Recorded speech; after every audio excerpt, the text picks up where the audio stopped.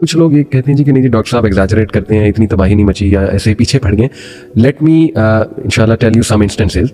हमारा एक बड़ा गहरा ताल्लुक है नौजवानों के साथ और ग्रास रूट लेवल पे ताल्लुक है। काउंसलिंग्स आती हैं बहुत माशाल्लाह। हमारा ये पर्सनली मैंने कोई 1000 लोगों की मतलब काउंसलिंग की है और इससे भी ज़्यादा हो सकता है। नौजवान कपल्स मैरिटल इश्यूज़ लेकर आते हैं लोग। यूनिवर्सिटीज़ में हम जाते हैं, उनकी बातें सुनते हैं, उनकी पर्सनैलिटी में चेंजेस देख रहे हैं। Firstly let me affirm and confirm what you are saying. मादा परस्ती तो इस तरह बढ़ी है हमारी नौजवान नस्ल में कि मैं दंग रह जाता हूँ, मैं हैरान रह जाता हूँ कि ये लोग शादियां कैसे चलाएंगे, ये लोग बुजुर्गों के साथ कैसे डील करेंगे, ये लोग मतलब एम्पैथी और वो जो रिक्वायरमेंट्स हैं शादी चलाने की, एम्पैथी, कॉम्प्रोमाइजेस, सेक्रीफाइस, पीछे हट जाना, मतलब तबाही मची हुई है। फिर मैं एक अपना आंखों देखा वाकया आपको सुनाता हूँ। नमाज में मैं खड़ा हुआ, इशा की नमाज थी। अब अच्छी बात है बच्चे आते हैं, I always encourage them. Bahria town की मॉस्क की बात कर रहा हूँ तो मेरे साथ लेफ्ट साइड पे 3 बच्चे खड़े, 10 साल 9 साल के। इमाम साहब ने अल्लाह अकबर कह दिया, मैंने भी नमाज खड़ी कर ली।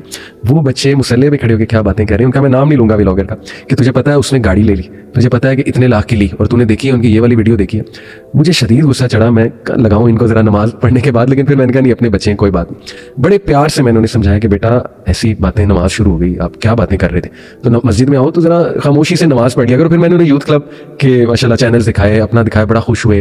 पहला सवाल, सर आप कितने पैसे कमाते हैं? पहला सवाल ये था कि आपको कितने पैसे आते हैं, आपका चैनल मॉनेटाइज है कि नहीं मॉनेटाइज। तो ये देखिए आंखों देखा हुआ क्या 9-10 साल का बच्चा मुसल्ले पे खड़े होके क्या बात कर रहे हैं कि तूने देखा उसने गाड़ी ले ली, तूने देखा आईफोन 15 वाली वीडियोस की, उसने ये किया वो किया।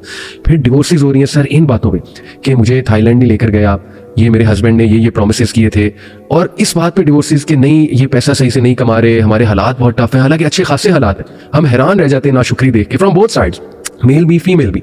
लेकिन कंसर्निंग बात है कि फीमेल्स में बहुत ज्यादा मादा परस्त एक सोच देखी जा रही है। तो I can actually confirm what you are saying. तो इस पे मैं चाहूंगा थोड़ा आप भी कुछ ऐसी चीजें। अब आपने खुद देखा ना कि ये एग्जेजरेशन नहीं है। अब इशू ये है कि ये रियल में आपने खुद फेस सही सही। अब हमारी है पब्लिक डीलिंग। जैसे आप मॉस्क में जाते हैं, मेरे से लोग सड़कों पे आके मिलते हैं, या अपनी फिजिकल एलिमेंट्स के लिए या वैसे स्पिरिचुअल एलिमेंट्स के लिए मुझे इंटरेक्शन बहुत बड़ा है, हॉस्पिटल्स में, क्लिनिक्स में, कहीं भी। तो वो ये वाकयात बताते हैं। अब मैं आज आपको एक बात, इसी तरह एक वाकया कोट करता हूँ। मेरे पास एक खातून आई, अब खातून डॉक्टर, स्पेशलिस्ट डॉक्टर, मुझे चेक कराने आई। तो जब मैं, हमारा एक होता है जूनियर डॉक्टर, वो कहती नहीं मैं डायरेक्ट डॉक्टर फान को, ठीक है, मेरे रूम में आ गई। फिर मुझे कहती है आप अपनी शेफरॉन वो होती है जो साथ देख खातून के साथ खातून। मैंने कहा मैं इनको तो नहीं बाहर भेज सकता। कहती नहीं मैंने कोई पर्सनल इशू डिस्कस करना है। मैंने कहा ओके आप बाहर खड़ी हो जाए। जब वो बाहर भेजी तो उसने बात क्या शुरू की, कहती डॉक्टर फान मुझे साथ मेरे एक पड़ोसी डॉक्टर रहते थे, तो मेरा जो हस्बैंड है, मेरी लव मैरिज हुई है उससे, उनसे बहुत मोहब्बत करता है और मेरे अब इतने बच्चे हैं, लेकिन out of I do not know what, वो जो 60 डॉक्टर साहब हैं उन्होंने मुझे किसी दिन मैसेज कर दिया, वो भी डॉक्टर था, और अब वो ये है कि वो ठरकोले पे था जो मर्दों की खसलत होती है। तो वो उसने मुझे कहा मुझसे बड़ी मोहब्बत करता है। हमारी स्नैपचैट पे, स्नैपचैट एक ऐसा आईडी है जो बिल्कुल ऐसे जैसे इंस्टा पे वो डिसअपियर वाला ऑप्शन कहीं होता है, तो उसके साथ मेरे ऐसी कुछ बातें हो गई, चीजें हो गई। अब वो मुझे फिजिकल के लिए फोर्स करता है, लेकिन मेरे तो बच्चे हैं, मेरी फैमिली और बड़ी अच्छी मैरिड लाइफ है। तो मैंने कहा you just get disconnected from him. कहती मैं कैसे हूँ, मैं तो मर जाऊंगी उसके बगैर। मतलब वो उसके साथ इमोशनली अटैच हो गई। अब मुझे कहती है कि मुझे ये बताओ कि मुझे तो उससे इश्क हो गया। मैंने कहा बहन, जो इश्क हम आपको बताते हैं, जो ला हासिल के सिलसिले होते हैं, that doesn't evolve this way, it is a temporary attachment. कहती मैं तो मर जाऊंगी अगर वो कहीं चला गया इधर उधर। तो वो क्योंकि उस सिचुएशनशिप, इसके लिए मैं वर्ड यूज करता हूँ, उस सिचुएशनशिप में ट्रैप हो गई और अब वो इमोशनली इंगेज है। सही बात। और इस तरह की हजारों दास्तानें। अब अगर इनमें कितनी ऐसी होंगी जो ये लकीर पार करने में सेकंड नहीं लगाएंगी और पड़ोसी के बिस्तर में होंगी। दिस इज द थिंग जो सोसाइटी नहीं समझ रही। पहले ये नहीं होता था, पहले इर्द गिर्द घरों में दाल एक्सचेंज होती थी, साग एक्सचेंज होते थे, रोटियां एक्सचेंज होती थी। अब शौहर और बीवियों वाला ये जो ट्रेंड है, अब ये कोई एग्जेजरेशन नहीं है, it is happening very clearly due to this mobile, this Facebook चीजें। आज लड़की कोई आपको रोड पे नजर आ जाए, उसे ट्रेस करना मसला ही नहीं होता। तो और वो भी तैयार बैठी होती है आगे से, आप शुगर डैडी होने चाहिए बस।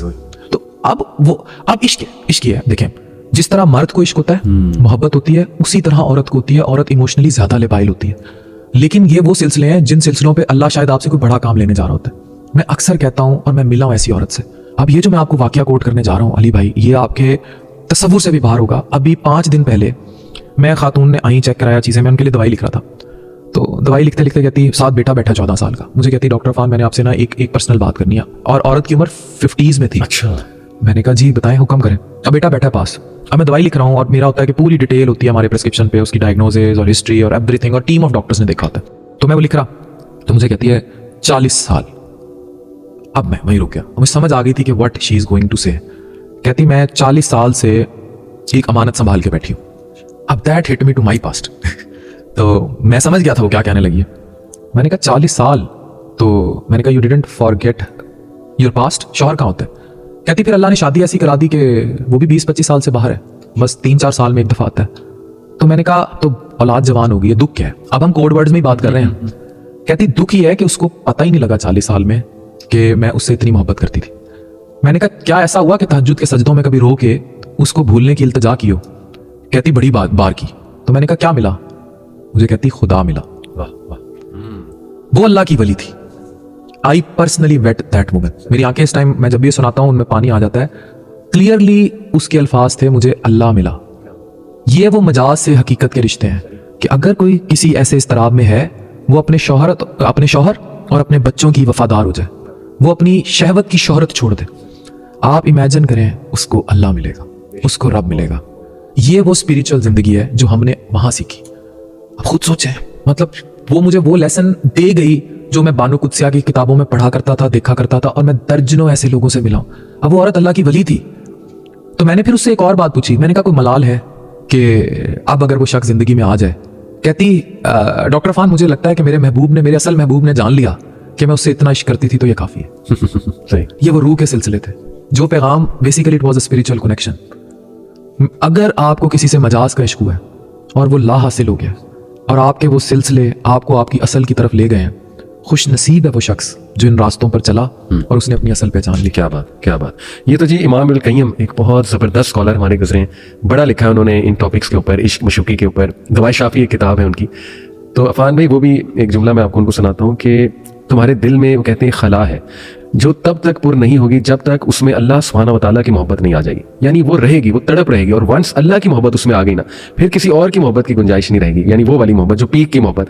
तो आपने तो ये विटनेस किया, ये कोट आपने विटनेस किया। बहुत सारे वाक़या। अल्लाह अकबर। अगर आप इजाजत दें मैं एक और आपको कोट करूं। मुल्तान में ना एक बहुत मशहूर मिज़ार है, और I met in my radio days a guy there. ये मेरी जवानी से आदत है। मलंग सा था पर बड़ा पढ़ा लिखा, इंटेलेक्चुअल। मुझे बाद में बात पता लगी कि he was masters in English from Bahauddin Zakaria university Multan. तो मैं उन दिनों रेडियो किया करता था। उसने मुझे अपनी एक सरसरी सी स्टोरी वहीं कबूतरों के पास बैठ के सुनाई, तो I brought him to my radio program. उस पर मैंने कॉलम लिखा, वो कॉलम ऑन रिकॉर्ड है एक्सप्रेस में, एक जुल्फ की असीरी। अब हुआ क्या था कि वो अपनी जवानी के दौर में मुल्तान में एक इलाका है जिसे बाजार हुसन कहा जाता है। इट इज़ एक्चुअली हरम गेट, जो 6 गेट है मुल्तान में। तो वो एक हरम गेट बाजार हुसन का इलाका है, और उस इलाके से बहुत मारूफ बॉलीवुड की अदाकाराएं भी उन्हीं गलियों से निकलकर, अब मैं अगर उनका नाम लूं, there are many famous names जिनका ताल्लुक मुल्तान हरम गेट उस इलाके से है। अगर ये वीडियो जब लोग देखेंगे वो कोट करना शुरू हो जाएंगे, मैं नाम नहीं लेना चाहूंगा, लेकिन वो उन गलियों से निकली। तो वहीं कहीं वो एक खातून के पास जाता था फॉर फिजिकल नीड, लेकिन वो उसके साथ इमोशनली अटैच हो गया। शादी हुई नहीं हुई थी। उस खातून ने, ये जैसे इनकी आदत होती है जनाब, वो उसको अपनी मोहब्बत में अनारकली, अब वो इतना गिरफ्तार हुआ उसकी मोहब्बत में कि वो शादी उससे करना चाहता था। अब जब वो नायका तक, जो भी उसकी कंट्रोलर थी, वो बात पहुंची, तो शादी कहाँ होनी थी। कहते एक वक्त, और ये बिल्कुल सच्चा वाकया, बिकॉज वो कॉलम तक मैं लिख चुका हूँ, कई साल पहले हुआ। तो मैंने उसे कहा कि अब कभी दोबारा उस खातून से कोई राब्ता, कोई, कहता है वो आई थी एक बार, और वो आई किसी धीमी बारिश में, कहीं धूल पड़ते और मेरे धमाल डालते, लेकिन मुझे मेरे रब ने कहा, मेरे दिल ने कहा कि तुझे इसकी जरूरत ही नहीं रही। वो एक फानी चीज थी, मुझे अल्लाह ने अब्द दे दिया, मेरा हासिल। And this happened what I observed. And फिर मैंने लिखा बिल्कुल एक जुल्फ की असीरी, उसे अल्लाह से मिलवा। क्या बात, क्या बात। बिल्कुल ऐसी है जी, बेशुमार ऐसे हमारे भी सामने चीज़ें होती रहती हैं, वाक़यात आती हैं। देखिए अल्लाह ताला जिसके दिल में आ गया सुभान अल्लाह, अल्लाह की याद, तो फिर उसके लिए बाकी चीज़ें भूलना बहुत आसान हो जाएंगी। डॉक्टर साहब कुछ इसमें अगर हम बात करें कि ये जो मादा परस्ती का एलिमेंट आ रहा है, हाउ रिस्पॉन्सिबल आर ये जो हमारे टिकटॉकर्स हैं, ताकि देखिए इनको बार बार मैं भी यही कहता हूँ कि हम इसलिए नहीं ये कर रहे कि वी आर जेलस या कोई आपको हमने तबाह करना है, बल्कि वी जस्ट वांट कि शायद कोई क्लिप पहुंच जाए इन तक, कुछ नसीहत हो जाए, कुछ ये सोचें कि अच्छा कंटेंट भी तो बन सकता है ना, चलें जो हो गया सो हो गया। तो इसमें आप how responsible you feel they are, जो इस वक्त तबाही फैल रही है? They are too much responsible, क्योंकि इनको जो देखने वाली निश है वो 8 से 18 साल, और फिर 18 से 30 साल के मर्द और औरतें हैं या बच्चे बच्ची हैं। सही। अब ये मादियत क्या है, ये क्या दिखाएंगे, हेलो जी आईफोन आ गया, मैं अब आईफोन लेने दुबई जा रहा हूँ, ठीक है। अब एक इनके फॉलोअर्स और वो बच्चे वो लगेंगे अच्छा आईफोन 15 और 16 बहुत बड़ी चीज है जिसको लेने दुबई जाना चाहिए, और जो सबसे पहले लाएगा वो हीरो है। अब जब ये दिखाएंगे, ये महंगी गाड़ियां दिखाएंगे। आपको पता है कि किसी ने पूछा कि सबसे जो मौसीकी है, which is one of the worst मौसीकी, वो कौन सी है? उन्होंने कहा कि अमीर के बर्तन में उस चमचे की आवाज जो किसी भूखे को सुनाई दे। अल्लाह, ये है इनका कंटेंट। अल्लाह। कि ये वो पहुंचा रहे हैं उन तक। वो सेंस ऑफ महरूमी पैदा हो रही है हमारी middle class, lower middle class. Sir, 90% of the people can't even think of what they are showing in their videos. They cannot even think of.